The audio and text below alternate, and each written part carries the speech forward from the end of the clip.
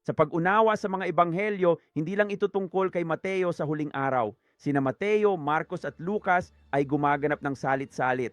Ang una ay mahuhuli at ang huli ay mauuna. Si Lucas ay bago ang kabihasnan, si Marcos ay sa gitna at si Mateo ay pagkatapos nito. Totoo silang lahat. Naipakita na namin ito sa maraming halimbawa ng pagkakaiba sa mga ebanghelyong sinoptiko ni na Lucas, Marcos at Mateo. Ang mga pagkakaiba sa kanilang mga kwento ay laging nagpapakita ng propesya. And narito ang isa pa. Alam mo ba na walang anumang pagkondena saan man sa ebanghelyo ni Lucas?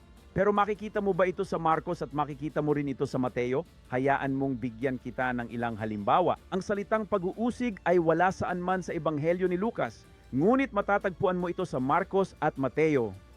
Alam mo ba na ang salitang kapighatian ay hindi matatagpuan kahit saan sa ebanghelyo ni Lucas?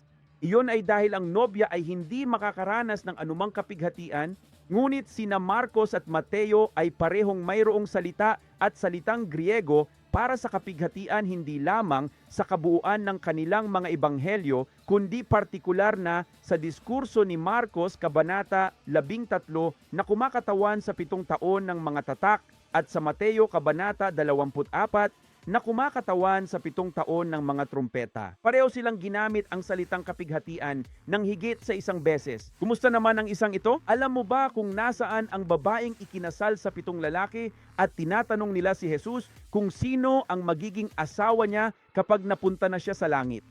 Bueno, sa ebanghelyo ni Lucas, walang paghatol na nagsasabing sila ay nagkamali. Tinatawag niya silang mga anak ng Diyos.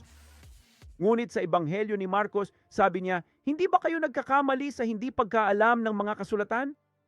Sa Marcos, ang sabi niya, sa Mateo, sabi niya, nagkakamali kayo sa hindi pagkaalam ng mga kasulatan. Muli ang pagkondena kay Marcos at ang pagkondena kay Mateo, ngunit hindi matatagpuan saan man sa ebanghelyo ni Lucas.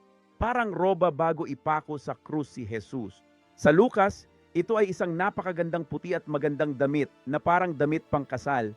Pero kay Mark, kulay lila ito. At sa Mateo, ito ay iskarlata. Pareho silang kulay ng kapighatian na parang babaeng nakasakay sa halimaw. Walang pag-uusig sa mga pre-trib. Kaya naman, walang matatagpuan sa Lucas. Hanapin mo mismo, paalam muna.